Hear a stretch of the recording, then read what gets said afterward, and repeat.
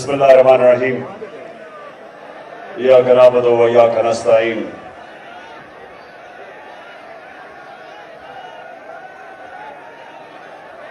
पिंडी के ओहदेदारों, आराम से बैठ जाओ। बड़ी जरूरी बात करनी है मैंने आपसे। आराम से बैठ जाओ।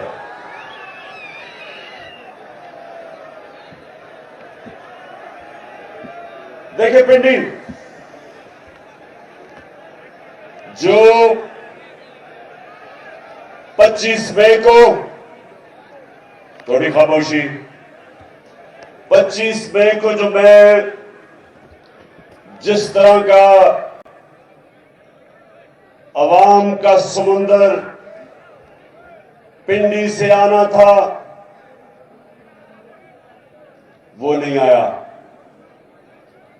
जो मैं अपने पिंडी के टाइगरों से उम्मीद लगा के बैठा था,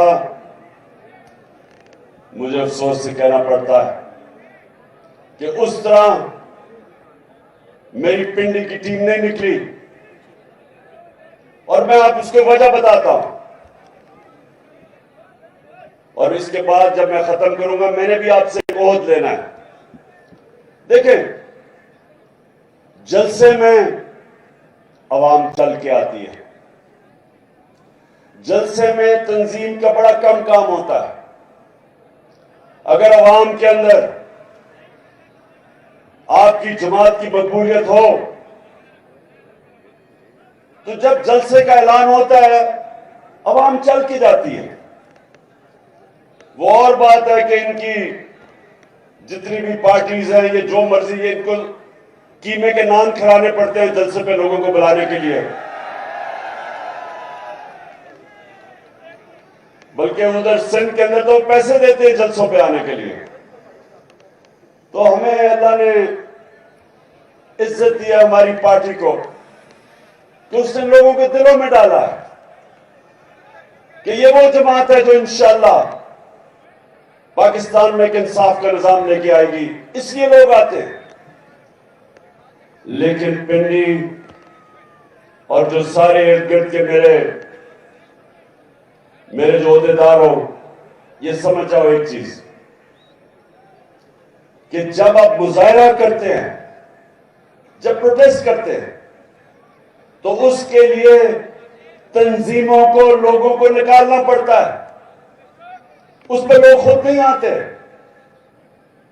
और इसीलिए मैंने अब जो मेरी प्लानिंग है मार्च की इस्लामाबाद, ये मैंने बड़ा इसकी एक एक पहलू सोच समझ के मैं प्लान किया है। हर चीज का उनको तो मैं जानता हूं जो राना सनाउल्लाह और शहबाज शरीफ टाइप लोग हैं, इनको तो मैं बड़ी देर से 30-40 साल से जानता हूं। जो बुज़दिल लोग होते हैं, ये याद रखें, मेरी तहरीक इंसाफ के नौजवानों, एक चीज याद रखो, जितना बुज़दिल आदमी होता है उतना जालिम होता है। जालिम ही बुज़दिल होता है। दिलेर लोग जुल्म नहीं करते क्योंकि उनको एतमाद होता है अपने ऊपर।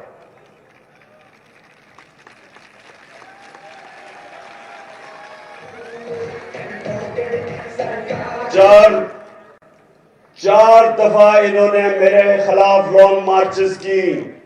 मेरे 3.5 साल में 4 दफा इन्होंने लॉन्ग मार्च की। एक दफा मरियम बीबी ने कोशिश की, वो रास्ते में की खत्म हो गई जीटी रोड पे, क्योंकि वो इसलिए खत्म होगी क्योंकि कीमे के नाम ही खत्म हो गए। दूसरी मार्च काम पे डालने वाली बिलावल ने की, और वो डी चौक में भी पहुंच गया। कोई कंटेनर नहीं रखा उसको रोकने के लिए।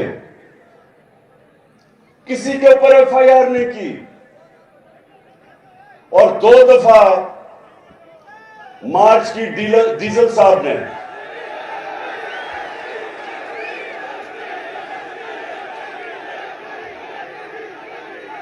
डीजल के परमिट पे पलने वाले ने 2 दफा मार्च की। पूछे, पुलिस है, यहां पुलिस पिंडी की भी है, इस्लामाबाद की, पूछे कोई हमने उनको रोकने की कोशिश की? बल्कि मैंने तो डीजल साहब को कहा कि अगर खाने पीने की जरूरत है हम वो पहुंचा देंगे आपके पास। क्योंकि पिंडी हमें किसी से खौफ नहीं, क्योंकि अवाम हमारे साथ है, हमें किसी से डर नहीं है। लेकिन इनको हमारे से डर है। जब भी मैं मार्च का नाम लेता हूं तो काम पे टांगनी शुरू हो जाती है। अब इनको नहीं पता कि मैंने क्या करना है और मेरी टीम को भी नहीं मैंने बताया मैंने क्या करना है, क्योंकि मुझे मसला यह है कि हमारी हर जगह फोन टैप, टेलीफोन टैप, घर टैप, नौकरों को भी इन्होंने खरीदने की कोशिश की। अभी तो वो ऑडियो टेप निकल रही है कि प्राइम मिनिस्टर के ऑफिस में वो भी टैप हो रहा था। मैं अपनी एजेंसी से पूछता हूं कि क्या तुम्हारा ये काम रह गया है कि अपने ऊपर लोगों के ऊपर जासूसी करो?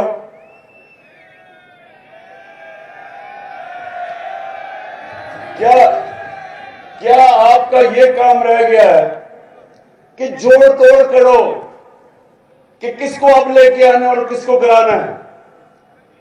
क्या आपको कोई फिक्र मुल्क की है या नहीं है कि चोरों को ऊपर आके उठा दिया हमारे? कोई आपको फिक्र है कि जो पाकिस्तान को तबाही की तरफ लेके जा रही है सारे डाकू मिलके? क्या ये काम रह गया कि जी टेलीफोन टैप करके पता चलाओ जरा इमरान खान क्या कह रहा है या आजम खान से क्या बात कर रहा है जब वो प्राइम मिनिस्टर था? घर के फोन टैप कर रहे हैं, लोगों को डरा धमका रहे हैं। कभी इनको पकड़ लेते हैं सोशल मीडिया को, लोगों की, तुमने ये क्या कह दिया? लोगों को टेलीफोन कर करके धमकियां देते हैं। मीडिया के ऊपर पूरा क्रैकडाउन किया हुआ है। मैं वो ह्यूमन राइट्स वाले लोगों से पूछता हूं कि किधर छुप गए हो आप? नजर नहीं आ रहा कि पाकिस्तान में आजादी राय का गला गूंगा जा रहा है? हमारे जमाने में तो शोर मच जाता था जी ओहो इमरान खान क्या कर रहा है। एक टीवी चैनल बताओ जो हमने बंद करने की कोशिश की? बताओ किसको हमने धमकी दी?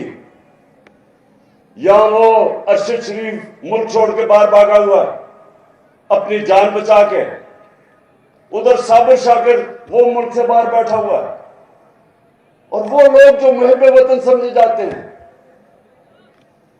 बड़े बड़े अच्छे नाम, ओ इमरान रियाज को पकड़ के जेल में डाल दिया सिर्फ इसलिए कि जनाब आप इमरान खान की हिमायत कर रहे हैं। ये भी कभी हुआ पाकिस्तान में? और सिर्फ ये कोशिश कर रहे हैं कि किसी तरह हम इन चोरों को मान जाए जो 30 साल से मुल्क को लूट रहे हैं। ये चाह रहे हैं कि हमें डरा धमका के किसी तरह इनको कबूल करवा लें। ये सुन लो, ये जो भी ये कोशिश कर रहे हो, ये चोरों, डाकू और इनके हैंडलर, सुन लो, ये कौम नहीं तुम्हारी बात सुनने लगी। जो इनके साथ लगेगा,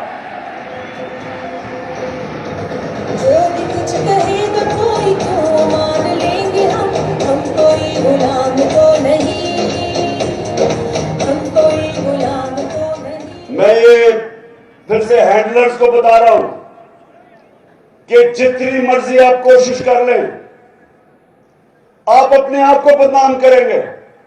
कौम नहीं जाने लगी इन डाकुओं के साथ। कौम इनका मुकाबला करेगी और इंशाल्लाह ये जो कप्तान का प्लान बना हुआ है मार्च का, ये मार्च, ये जो मर्जी प्लानिंग कर ले, प्लानिंग जो मैं कर रहा हूं इंशाल्लाह पिंडी, अभी मैं दाब के ऊपर भी आता हूं, इंशाल्लाह जो हम प्लानिंग कर रहे हैं, हमें पता है इन्होंने क्या करना है, इनको नहीं पता हमने क्या करना है।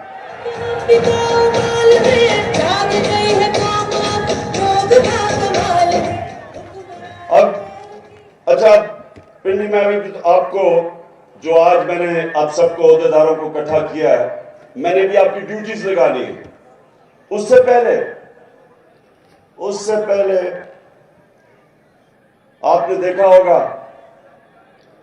कि पहले जो इस मुल्क का बड़ा फ्रॉड, जब नैब ने उसको बुला के पूछा, मुल्क का फाइनेंस मिनिस्टर था, कि जनाब आपकी 2012 में 80 लाख आपके असासे थे और 4 साल के बाद वो 80 करोड़ पे पहुंच गए, तो आपके पास पैसा आया किधर से?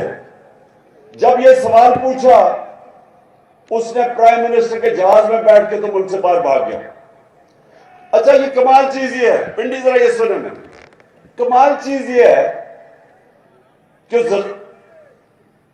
दार यहां से भागता है तो वो लंदन, उसके बेटे वो लंदन, नवाज शरीफ भागता है वो लंदन, उसके बेटे वो लंदन, शहबाज शरीफ उसके दोनों बेटे लंदन, और अब मरियम ने बड़ी दुख भरी कहानी सुना के तो वो भी लंदन। मुझे जरा ये बताएं पिंडी में, शायद मुझे इस चीज की समझ नहीं आ रही, क्या इनकी कोई बरतानिया की मलिका से कोई रिश्तेदारी तो नहीं?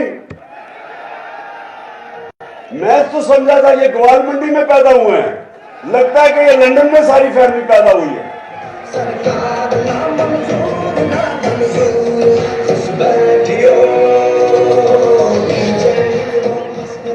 और मजेदार बात यह है कि वो जनाब लंदन में बैठ के अभी बाप बेटी ने प्रेस कॉन्फ्रेंस की है कि जी हमारे से बहुत बड़ा जुल्म हो गया, हमें जनाब हमारे पे जो नाजायज केसेस हो गए, हमारे से जी इंतकामी कार्रवाई ली गई। तो मैं इनसे सवाल पूछता हूं कि इसका मतलब आप समझते हैं कि हमारी अदलिया ने गलत फैसला किया था? और मैं दूसरा सवाल पूछता हूं कि वो कौन सी पावर थी, हम तो इख्तियार में भी नहीं थे तब, केसेस तो आपके हुए जब नून लीग पावर में थी, तो किसने आपसे जुल्म किया है? क्या ये आप पाकिस्तान की अदलिया के ऊपर इशारा कर रहे हैं या पाकिस्तानी एस्टेब्लिशमेंट पे कर रहे हैं? हम तो पावर में नहीं थे, तो दोनों बाप बेटी बैठ के रोना धोना कर रहे हैं। एक सवाल का जवाब दे दें आप दोनों कि ये जो अरबों रुपए के 4 महलात है लंदन के अंदर, एक सवाल का ये कौम जवाब मांग रही है 6 साल से, को पैसा किधर से आया ये खरीदने के लिए? मान तो गए हैं कि हमारे हैं, तो जब आपके 4 महंगे तरीन लंदन के इलाके में 4 महलात हैं, तो ये आज तक जवाब क्यों नहीं दे सके कि पैसा किधर से आया? मेरे पे उन्होंने केस किया कि इमरान खान का लंदन में फ्लैट था, मुझे अदालत लेके गए, 10 महीने अदालत में जो इन्होंने मेरे से सवाल पूछा मैंने बताया। मैं तो कोई मुल्क का पब्लिक ऑफिस होल्डर नहीं था, ना मैं एमएनए था, ना वजीर था, ना वजीर आजम। तो मेरे से जो सवाल पूछे, मैं तो क्रिकेट खेलता था, सबको पता था।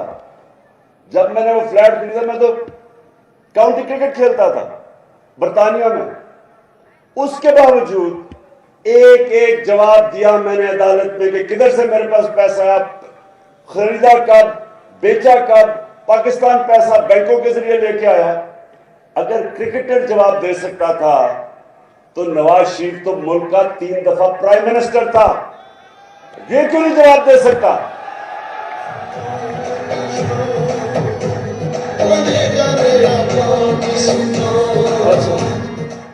अच्छा, तो आप वहां बैठ के ओहो बड़ा जुल्म हो गया तुम्हारे से, और कह रही है कि मैं बेकसूर, क्योंकि अदालत में मैं बरी होगी, मैं बेकसूर हूं। बीबी, वो तो अभी जरदारी भी बरी होने वाला है। कानून तो आपने बनाए हैं, इसमें तो किसी ने पकड़ा ही नहीं जाना। इसका मतलब आसिफ जरदारी, जिसको 2 दफा इन्होंने जेल में डाला था नवाज शरीफ ने, तब तो बड़ा करप्ट आदमी था, तो अब वो बरी होगा तो वो बेकसूर हो जाएगा। इसका मतलब गलत जेल में डाला था। बरी होना पाकिस्तान में, सुन लो पिंडी, और इसलिए मैं आपको मार्च की तैयारी क्यों करवा रहा हूं।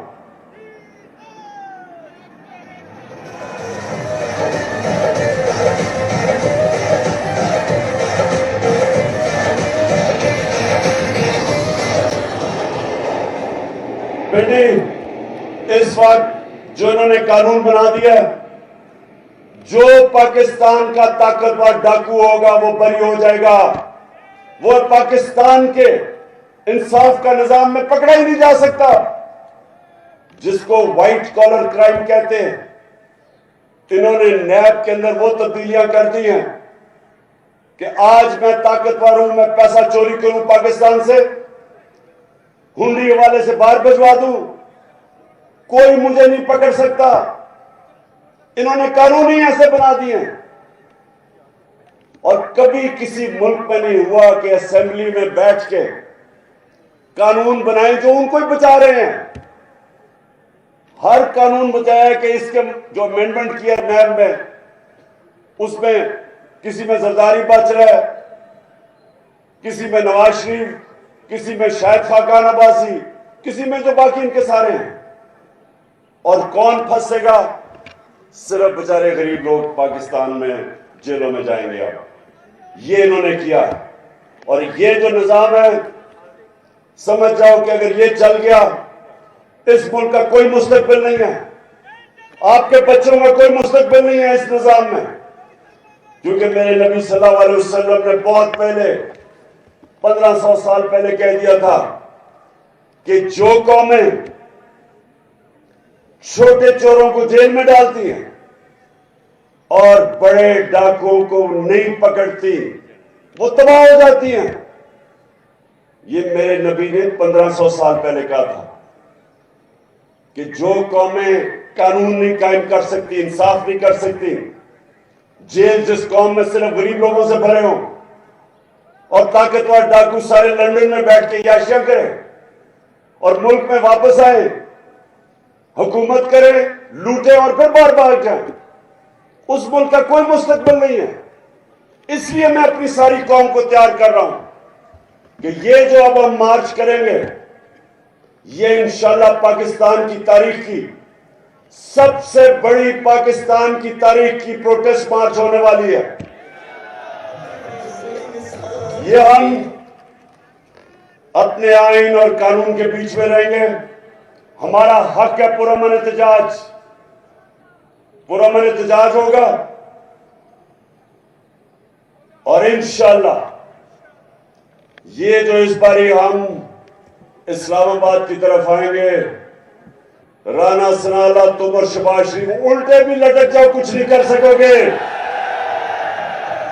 अच्छा, अब पिंडी, आप सब ओहदेदार हैं, अभी मैं आपसे हल्फ लूंगा, लेकिन उससे पहले मैं आपकी सारी पिंडी की क़यादत को कहना चाहता हूं कि आपने हर ओहदेदार को पैम्फलेट्स देनी है हकीकी आजादी की, और ये जो पैम्फलेट्स हैं, ये आपने डोर टू डोर जाना है।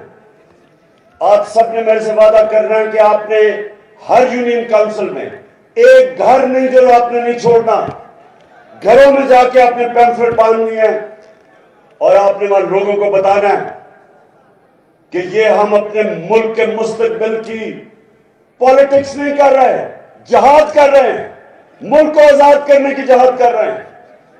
तो आपने सबने मेरे से वादा करना है कि अब से लेके थोड़ी देर में मैं कॉल दूंगा।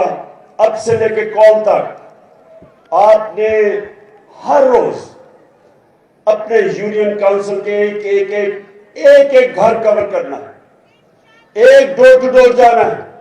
और मैं अपनी ख्वातीन को भी कह रहा हूं कि आपने भी सब ने पूरा प्रोग्राम बना के कोई इलाका नहीं छोड़ना आपने। और आप हैरान होंगे, लोग आपकी इंतजार कर रहे हैं, कौम तैयार बैठी है, आपकी मुंतजर है। वो चाहते हैं कि पार्टी की तंजीम उनको लीडरशिप दे और वो लीडरशिप आपने देनी है। और मैं अपने सारे एमपीज को, एमएनएस को, आपने सिर्फ और सिर्फ अब पिंडी में रहना है और आपने लीड करना सबको। लीडरशिप का काम है, मेरे एमएनएस और एमपीज, आपका काम है कि पूरा पिंडी और इसके जितने भी इलाके हैं, सारे जो यूनियन काउंसिल सब कवर करने हैं आपने। मैं अपने ऑफिस से, चेयरमैन के ऑफिस से, मैं हर रोज मॉनिटर करूंगा कि किसकी क्या परफॉर्मेंस है। जो परफॉर्म करेगा वो इस पार्टी में ऊपर आएगा, जो परफॉर्म नहीं करेगा, जो इस बार परफॉर्म नहीं करेगा, मुझे ये ना कहना कि जी मेरे से ज्यादती होगी जब टिकट देने का वक्त आएगा। मैं फिर से कह दूं, ये पॉलिटिक्स नहीं हो रही, ये आपके मुल्क के लिए जहाज लड़ी जा रही है। और मैं सारे फिर से अपने आमिर क्यानी, आपकी ड्यूटी है, आपसे मैं हर रोज पूछूंगा कि कितना एरिया कवर किया आपने, क्योंकि वो वक्त अब बड़ा करीब है जब मैं अनाउंस करने लगा हूं। और उससे पहले मैं आपकी तैयारी पूरी देखना चाहता हूं।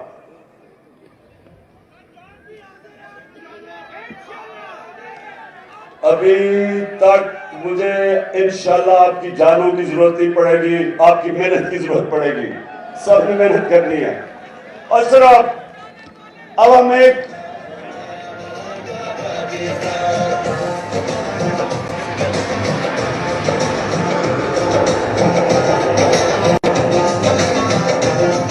लिख लिया, शिफली भाई करेंगे हल पाएंगे।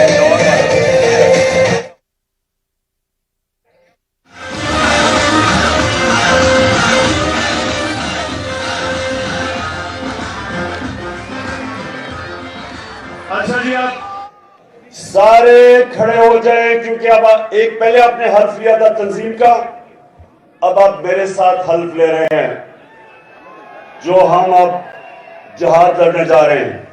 शिबली जी सर, हाथ ऊपर। मैं अल्लाह को हाजिर नाजिर जानकर, अल्लाह को हाजिर जानकर ये हल्फ उठाता हूँ ये हल्फ उठाता हूँ कि मैं पाकिस्तान के आईन की मैं पाकिस्तान के आईन की हमेशा पासदारी करूँगा, हमेशा पासदारी करूंगा।